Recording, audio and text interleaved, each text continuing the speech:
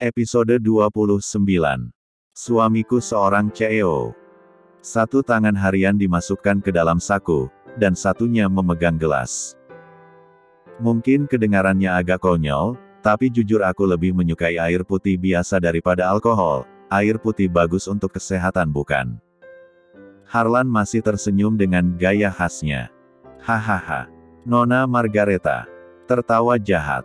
Lihatlah wajahmu begitu kesal dan jengkel, kau tidak akan bisa mengakali Tuan Georgi dengan otak kotormu.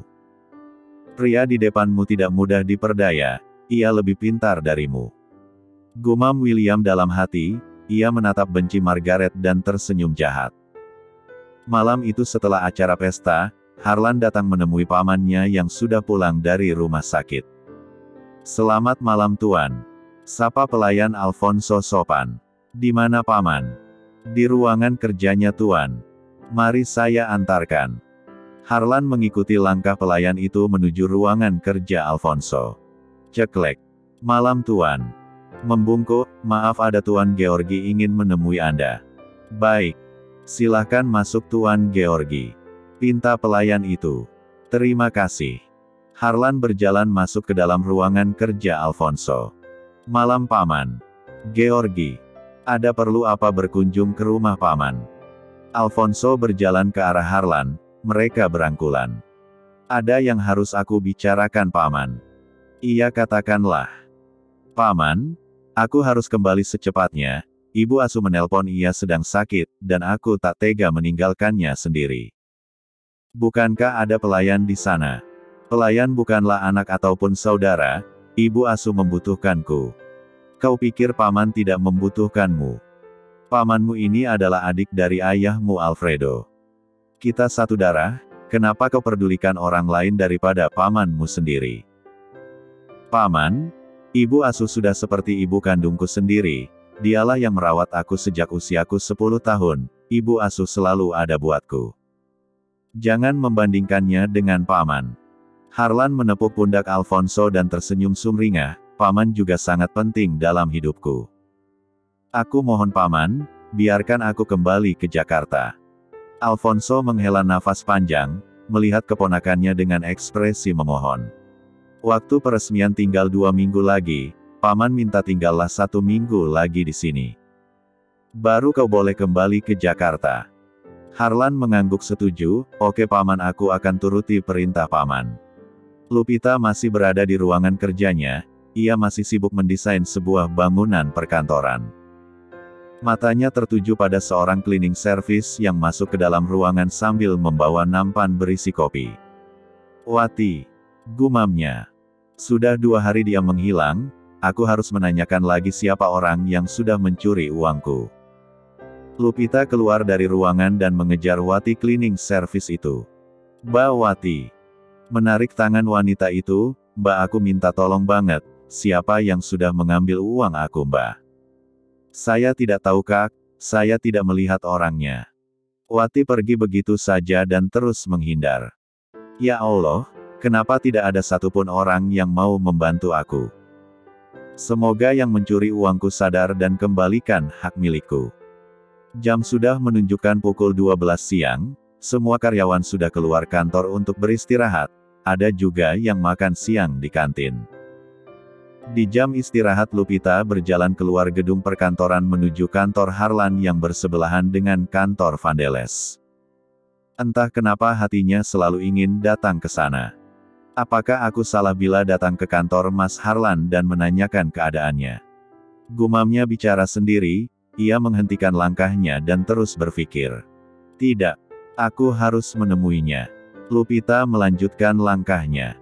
Di dalam gedung perkantoran itu Lupita bertanya pada resepsionis. Siang Mbak. Maaf mau tanya, apa saya bisa menemui kurir bernama Mas Harlan? Wanita resepsionis itu mengeritkan dahinya, maaf Mbak gedung ini ada banyak kantor, nama yang Mbak cari ada di lantai berapa? Dan apa nama PT-nya? Oh, ini bukan kantor milik sendiri, maksudnya perusahaan milik perorangan. Di sini banyak kantor Mbak, kalau ingin mencari seseorang harus tahu dulu nama PT-nya, dari situ baru bisa tahu nama yang Mbak cari. Aku lupa tidak tanya PT-nya, yang ku tahu ia bekerja di gedung ini sebagai kurir. Kalau begitu saya permisi dulu Mbak. Wanita resepsionis itu mengangguk dan tersenyum ramah. Lupita pergi meninggalkan gedung perkantoran. Jam makan siang sudah selesai, Lupita masuk ke dalam ruangan kerjanya. Saat ia membuka pintu kaca seseorang meneriakinya. Dasar wanita P3 encuri. Semua mata tertuju padanya. Lupita terkejut dan tercengang, kenapa semua karyawan yang berada di dalam ruangan desain menatap tak suka. Apa maksud Pak Yono? Aku mencuri apa? Tanya Lupita menatap bingung. Desain ini milikku kan? Memperlihatkan sebuah makalah, kau berani mencuri dan merubah struktur yang aku buat, apa namanya kalau bukan pencuri? Lupita terperanjat kaget, kalau desain yang sudah dibuang itu ada di tangan pemiliknya. Pak Yono, Bapak jangan salah paham padaku. Bukankah waktu itu Bapak menyuruh aku membuang ke tong sampah? Kupikir sudah tidak terpakai lagi dan aku membawanya pulang untuk dipelajari, dan aku merubah beberapa bagian dan merevisinya hanya di waktu senggang saja. Tapi sama aja itu mengambil hak milik orang lain. Itu tidak benar, aku tidak mencurinya karena Pak Yono sudah membuangnya. Makanya aku mengambil yang sudah dibuang. Mata Lupita sudah berkaca-kaca. Sekarang kau ikut aku ke ruangan Pak Direktur, bentak Yono emosi. Bawa saja ke ruangan Pak Andrea, biar dia dipecat, beraninya mengambil desain orang. Rutuk Anton menimpali. Lupita digiring ke ruangan Pak Andreas, direktur utama di perusahaan Vandeles. Lupita dan Yono sudah berada di ruangan direktur. Yono sangat bersemangat menceritakannya. Tidak Tuan, itu tidak benar. Aku tidak mencurinya. Pak Yono sendiri yang menyuruh membuangnya ke tong sampah dan aku mengambilnya. Kau tidak usah berkelit lagi. Dan ini buktinya. Yono memberikan makalah desain itu pada Direktur Andreas. Direktur yang bernama Andreas itu menatap Lupita yang terlihat tegang dan ketakutan. Nona Lupita, setelah saya pertimbangkan dan melihat bukti ini, Nona sudah mengambil hak milik Pak Yono, Anda saya pecat. Apa? Bagai disambar petir, jantung Lupita hampir berhenti. Air mata sudah mencair dan menetes di pipinya. Ia menelan salivanya menahan getir di hatinya. Tuan pecat saya? Tanya Lupita tak percaya. Iya. Mulai besok tidak perlu masuk lagi. Tapi Tuan aku tidak mencurinya, aku berani sumpah. Pergilah dari ruanganku. Seru Andreas. Baik Tuan, terima kasih. Lupita keluar ruangan dengan langkah gontai. Di dalam ruangannya Lupita mengambil tas dan membereskan berkas desain di atas meja. Setelah berada di luar gedung memandang perkantoran Vandeles yang menjulang tinggi, dadanya begitu sesak. Ia terus melangkah pergi membawa hati terluka. Di dalam angkot Lupita terus merenung. Ia difitnah dan dipecat secara tak hormat karena kesalahpahaman. Berkali-kali ia mengusap air mata yang terus menetes. Lupita tak peduli tatapan penumpang di dalam angkot. Tiba-tiba jalanan arah ke tempatnya macet. Ada apa? Tanya supir angkot pada temannya. Ada kebakaran warung di pinggir jalan. Dek. Tiba-tiba jantung Lupita berdebar kencang. Dia merasa gelisah, pikirannya sudah tak karuan. Bang, berhenti di sini saja. Lupita membayar angkot dan turun dari mobil. Ia terus berjalan cepat untuk sampai di depan gang. Kobaran api semakin jelas terlihat. Lupita penasaran dan terus berjalan ke arah warung pamannya yang berada di pinggir jalan. Saat sudah dekat Lupita terperanjat kaget. Ia hampir saja pingsan. Paman. Lupita berlari ke arah pamannya yang sedang meraung di depan kobaran api. Ya Allah, warung paman kebakaran. Siapa yang sudah tega melakukan ini semua? Lupita berseru. Paman jangan. Teriak Lupita ikut menarik tubuh pamannya bersama orang-orang di sekitarnya. Pak Imron jangan nekat Pak. Teriak orang-orang yang berada di sana. Paman. Sebenarnya apa yang sudah terjadi?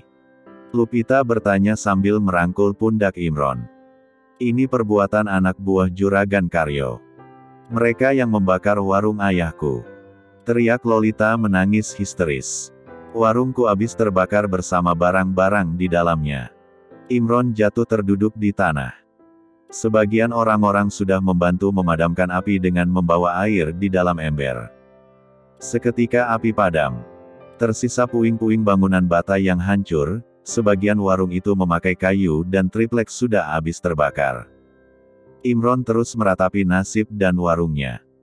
Kini tidak ada lagi mata pencarian untuk kebutuhan hidupnya sehari-hari. Lupita hanya menatap iba pamannya dan membujuk untuk pulang. Episode 30. Seketika api padam. Tersisa puing-puing bangunan bata yang hancur, sebagian warung itu memakai kayu dan tripleks sudah habis terbakar. Imron terus meratapi nasib dan warungnya. Kini tidak ada lagi mata pencarian untuk kebutuhan hidupnya sehari-hari. Lupita hanya menatap iba pamannya dan membujuk untuk pulang. Esoknya Imron tidak keluar kamar, ia terkunci seharian di dalam kamar. Pukul 9 Lupita sudah selesai masak. Ia mengetuk pintu kamar pamannya. Tok tok tok. Paman, aku sudah selesai memasak. Ayo kita sarapan dulu. Lupita terus mengetuk pintu kamar Imron. Paman, buka pintunya. Tok, tok, tok. Lupita begitu panik dan ia berlari keluar rumah mengetuk jendela kamar Imron yang berada di depan. Paman, buka pintunya. Seru Lupita terlihat panik. Lupita berjalan ke arah kamar Lolita dan mengetuk pintu kamar yang tertutup. Lolita bangun. Tok, tok, tok. Lolita. Seru Lupita terlihat cemas karena tidak juga dibukain pintu. Heh, berisik. Bisa diem gak sih? Jangan ketok pintu kamar, gue masih ngantuk. Teriak Lolita dari dalam kamar. Aku membangunkanmu karena sejak kemarin paman tidak bangun-bangun. Udah biarin aja, ntar kalau lapar juga bangun sendiri. Kamu kenapa tidak mau peduli pada ayahmu sendiri, Loli? Cepat bantu aku untuk membangunkan ayahmu. Dari kemarin paman tidak mau keluar kamar, aku takut terjadi apa-apa. Teriak Lupita masih di depan pintu kamar. Ceklek. Hadeu, ganggu tidur gue aja. Lolita berdiri di ambang pintu sambil menggaruk-garuk kepala. Cepat kau bantu aku. Panggilkan ayahmu, Loli, seru Lupita geram. Ini semua gara-gara lu, Lupita. Kenapa kau selalu saja nyalahin aku? Kalau saja lu mau kawin sama Juragan Karyo, ibu nggak bakal pergi dari rumah ini. Warung ayah gue tidak mungkin dibakar habis oleh anak buah Juragan Karyo. Kenapa kau terus melempar semua masalah ini pada aku? Itu salah kalian, kenapa berani menjodohkan orang dan mengambil uang dari Juragan Karyo? Seru Lupita tidak mau kalah. Karena mengajak bicara Lolita membuatnya kesal. Akhirnya Lupita memanggil tetangga samping rumahnya untuk mendobrak kamar Imron. Pak, tolong pamanku dari kemarin tidak keluar kamar. Ujar Lupita berbicara pada dua orang pria tetangganya itu. Pak Agus, tetangga sebelah, ikut menggedor-gedorkan pintu, tapi tidak ada jawaban dari dalam kamar Imron. Setelah meminta izin pada Lupita, mereka berdua mendobrak pintu kamar Imron. Brak. Lupita dan kedua orang tetangganya sangat terkejut melihat Imron sudah terkapar jatuh ke lantai. Paman. Teriak Lupita. Pak, tolong diangkat ke atas ran, Yang. Lupita dan dua orang tetangganya mengangkat tubuh Imron ke atas ranjang. Lebih baik bawa ke rumah sakit aja, kata Pak Mamat, tetangga sekitar rumah Lupita. Kalau dibawa ke rumah sakit biayanya pasti mahal, aku tidak punya uang. Kata Lupita bersedih, ia sudah tak berdaya. Apalagi aku baru saja diberhentikan dari pekerjaanku. Mata Lupita mulai berkaca-kaca. Lupi, yang sabar ya, emang istrinya Pak Imron kemana? Tanya Bu Ani yang ikut berkumpul di rumah Lupita. Sedang pulang kampung, Bu. Lebih baik kita bawa ke puskesmas aja.